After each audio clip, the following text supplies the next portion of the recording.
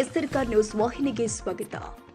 ದೆಹಲಿಯಲ್ಲಿ ಕಳೆದ 10 ವರ್ಷದಿಂದ ಶಕುನಿ ಆಡಳಿತ ಅಂತ್ಯವಾಗಿದೆ ಎಂದು ಶಾಸಕ ಅಭಯ್ ಪಾಟೀಲ್ ದೆಹಲಿ ಮಾಜಿ ಸಿಎಂ ಅರವಿಂದ್ ಕೇಜ್ರಿವಾಲ್ ವಿರುದ್ಧ ಹರಿಹಾಯ್ದಿದ್ದಾರೆ. ಶನಿವಾರ ಬೆಳಗಾವಿಯಲ್ಲಿ ಮಾತನಾಡಿದರು.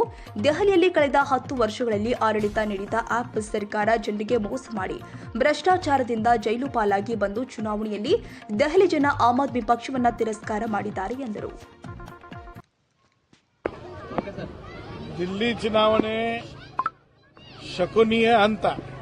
ಶಕುನಿ ಹೆಂಗೆ ಮಹಾಭಾರತನಾಗ ಶಕುನಿಗೆ ಯಾವ ರೀತಿ ಅದರ ಪ್ರತಿರೂಪ ಇವತ್ತಿನ ಕಾಲನಾಗ ಅಂದ್ರೆ ಅರವಿಂದ್ ಕೇಜ್ರಿವಾಲ್. ಸುಳ್ಳು, ಅಸತ್ಯ, ಒಟ್ಟು ಜನರನ್ನ ಭ್ರಮ ನಿರಸನ ಮಾಡುವಂಥದ್ದು.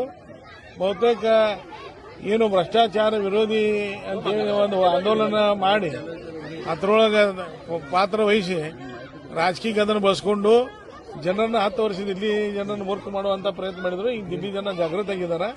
ಅವರ ಸ್ಥಾನವನ್ನು ಇವತ್ತು ತೋರಿಸಿಕೊಟ್ಟಿದ್ದಾರೆ. ಹೀಗಾಗಿ ಇನ್ನೇ ಕೆಲವೇ ದಿನಗಳಲ್ಲಿ ಪಂಜಾಬದನ್ನು ಆಂತರಿಕ ಏನು ಅಲ್ಲಿ ಗುದ್ದಾಟ ನಡೆದದ. ಹೀಗಾಗಿ ಪಂಜಾಬ್ನಾಗಿಂದ ಆಪ್ ಸರ್ಕಾರ ಬೀಳ್ತದೆ. ಕೆಲವೇ ದಿನಗಳಲ್ಲಿ ಆಪ್ ಅನ್ನುವಂಥ ಒಂದು ಪಕ್ಷ ಈ ದೇಶನಾಗ ಇತ್ತು ಅನ್ನುವಂಥ ಪರಿಸ್ಥಿತಿ ನಿರ್ಮಾಣ ಆಗ್ತದೆ. ಹೀಗಾಗಿ ದಿಲ್ಲಿ ಜನರಿಗೆ ನಾನು ಅಭಿನಂದನೆ ಸಲ್ಲಿಸ್ತೀನಿ. ಒಬ್ಬ ಸುಳ್ಳು ಮೋಸಗಾರನ ಮನೆ ಕಳಿಸುವಂತ ವ್ಯವಸ್ಥೆಯನ್ನು 10 ವರ್ಷ ಆದ ನಂತರನೂ ಮಾಡಿದ್ದಾರೆ. ಏನು ಸ್ಟ್ರಾಟಜಿ ಮಹಾರಾಷ್ಟ್ರದಲ್ಲಿ, ಹರಿಯಾಣದಲ್ಲಿ ಆದಂತಹ ಸ್ಟ್ರಾಟಜಿಯನ್ನು ದಿಲ್ಲಿಯಲ್ಲಿ ಮಾಡಿದ್ದ ಸಂಘಟನೆ ಮುಖಾಂತರ ಮೋದಿ ಅವರ ವರ್ಚಸ್ವ, ಸಂಘಟನೆ, ಸಂಘ ಪರಿವಾರದ ನಿರಂತರ ಕಾರ್ಯಕರ್ತರ ಪರಿಶ್ರಮದಿಂದ ಇವತ್ತು ದಿಲ್ಲಿ